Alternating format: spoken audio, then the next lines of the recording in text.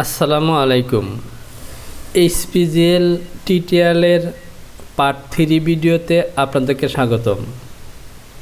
Dear subscriber, আমি পূর্বের ভিডিওতে এইচপিজিএলের বিভিন্ন তথ্য নিয়ে আলোচনা করেছি। পার্ট 1 ভিডিওতে জাসপ্রিন্ট দিয়ে কীভাবে কাজ করবেন এবং এইচপিজিএলের বিভিন্ন অপশন দিয়ে কীভাবে কাজগুলো করবেন তা আলোচনা করেছি, এবং সেকেন্ড পার্ট ভিডিওতে এইচপিজিএল ফাইল তৈরি করেছি। সি ড্রাইভ থেকে এইচপিজিএলের তৈরি করা ফাইলটি সেটিংয়ের মাধ্যমে কিভাবে ডেস্কটপে আপনার পার্সোনাল ফোল্ডারে সেভ করবেন, অর্থাৎ এইচপিজিএল হওয়ার পর সরাসরি আপনার তৈরিকৃত ফোল্ডারে সেভ হবে, সেই সেটিংগুলো দেখিয়েছি। আজকের ভিডিওতে তৈরি করা এইচপিজিএল ফাইলগুলোকে প্রিন্ট দেওয়ার আগে আমরা চেক করব।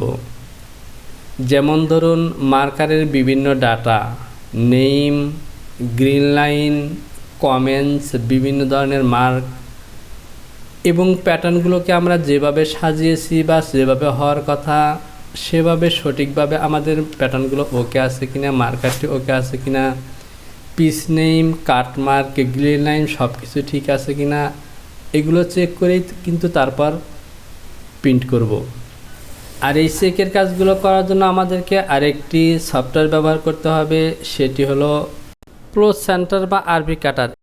এই প্রো সেন্টারের মাধ্যমে আমরা এই তৈরিকৃত এইচপিজিএল ফাইলের বিভিন্ন ইনফরমেশনগুলো চেক করে তারপর 100% শিওর হয়ে কিন্তু প্রিন্টের জন্য অথবা হার্ড প্যাটার্ন কাটার জন্য সেটিকে আউটপুট করতে পারি। তো প্রিয় টপার, আর কথা নয়, চলুন কিভাবে এই মার্কারগুলোকে আমরা কাটপ্লট ফাইল দিয়ে চেক করব তা দেখে নিই। তো প্রিয় টপার, বরাবরের মতো আপনি যদি আমার চ্যানেলটিতে নতুন হয়ে থাকেন তাহলে ডিসক্রিপশন বক্সে লিংক দেওয়া আছে, সেখানে ক্লিক করে পূর্বের ভিডিওগুলো দেখে নিন। পাশাপাশি চ্যানেলটিকে সাবস্ক্রাইব করুন এবং পাশে থাকা অ্যালার্ম বেলকে বাজিয়ে দিন। আর যদি পূর্বে থেকে সাবস্ক্রাইব করে থাকেন তাহলে অসংখ্য ধন্যবাদ। ভিডিওতে একটি লাইক দিয়ে সঙ্গে থাকুন। আর ভিডিওটি দেখার পর যদি এখান থেকে কিছু শিখতে পারেন অথবা ভিডিওটি যদি আপনার ভালো লাগে তাহলে অবশ্যই ভিডিওতে লাইক করবেন, কমেন্টস করবেন এবং বন্ধুদের কাছে শেয়ার করবেন। সে সাথে চ্যানেলটিকে সাবস্ক্রাইব করুন এবং পাশে থাকা অ্যালার্ম বেলটিকে বাজিয়ে দিন। আর যদি পূর্বে থেকেই সাবস্ক্রাইব করে থাকেন তাহলে অসংখ্য ধন্যবাদ। ভিডিওতে একটি লাইক দিয়ে সঙ্গে থাকুন।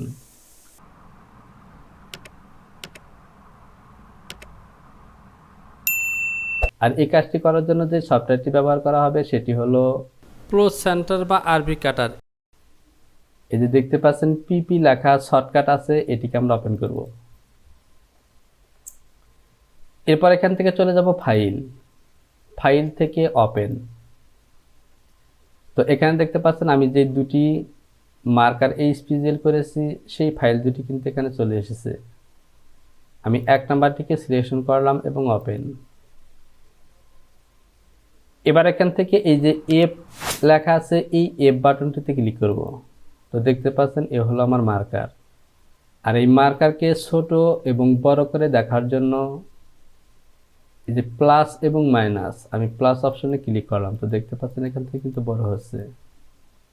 এরপর নিচে যে স্ক্রল বার আছে এটিকে টেনেও কিন্তু এই মার্কারগুলোকে ছোট বড় করে দেখতে পারবেন। এখানে মার্কারের শেষে দেখতে পাচ্ছেন এখানে ইনফরমেশনগুলো লেখা আছে, অর্থাৎ মার্কারের লেন্থ, উইথ, তারপরে ইপিসিএসি সব কিছু এখানে লেখা আছে। তো প্রিয় টপার, এই যে লেখাটি, এই লেখাটি কিন্তু টপের সাইটেও দেওয়া যাবে এবং এখান থেকে যদি আমি এই সাইটে নিয়ে আসতে চাই তাহলেও কিন্তু দেওয়া যাবে। আর এগুলো দিতে হবে সেটিংয়ের মাধ্যমে। আর এইভাবে ছোট বড় করে প্লাস মাইনাস ছোট বড় কিন্তু পিসের নামগুলো আপনারা দেখতে পারেন। তো দেখতে পাচ্ছেন একদমই কিন্তু বড় হয়ে গেল। আর এফ বাটনতে ক্লিক করলে মার্কারগুলো একটি পেজের মধ্যে দেখাবে। এখান থেকে আমরা চেক করে নিতে পারি যে আসলে মার্কারগুলো আমরা যেভাবে করতে চেয়েছি সেভাবে হয়েছে কিনা। তো প্রিয় টপার, এগুলো কিন্তু আমার অরিজিনাল মার্কার নয়, জাস্ট দেখানোর জন্য মার্কার করেছি। এরপর যদি আমরা আরেকটি ফাইলকে এখান থেকে ওপেন করতে চাই তাহলে ওপেনে চলে যাব এবং এখান থেকে এই অপশনটিকে সিলেকশন করলাম। ওকে, তো দেখতে পাচ্ছেন আবারও আগের মতো চলে এসেছে। এখান থেকে এফ এরপর এই যে অপশনটিতে ক্লিক করলাম, এখানে দেখতে পাচ্ছেন কালার হয়ে গেছে, অর্থাৎ আপনার এই মার্কারের পিসগুলো কোন দাগের মধ্যে দিয়ে কাটিং হবে বা কোন দাগ অনুযায়ী কেটে প্যাটার্নটি বের হবে সেটি কিন্তু দেখাচ্ছে। যদি আমরা প্রিন্ট দিই তাহলে মার্কার বের হবে, কিন্তু যদি আমরা হার্ট প্যাটার্ন কাটতে চাই তাহলে এই যে নীল কালার দাগ দেখতে পাচ্ছেন এই দাগ বরাবর কিন্তু এই প্যাটার্নটি কাটিং হবে। এবার আমি এটিকে ক্লোজ করে দিলাম। তো প্রিয় টপার, আজকের ভিডিওটি এ পর্যন্তই। তো প্রিয় টপার, আপনি যদি এখন আমার চ্যানেলটিকে সাবস্ক্রাইব না করে থাকেন তাহলে সাবস্ক্রাইব করুন এবং পাশে থাকা অ্যালার্মটিকে বাজিয়ে রাখুন, যাতে পরবর্তী ভিডিওগুলো আপলোড হওয়া মাত্রই আপনার কাছে নোটিফিকেশনটি পৌঁছে যায়। আর যদি আগে থেকে সাবস্ক্রাইব করে থাকেন তাহলে অসংখ্য ধন্যবাদ। ভিডিওতে লাইক করুন, কমেন্টস করুন এবং বন্ধুদের কাছে শেয়ার করুন।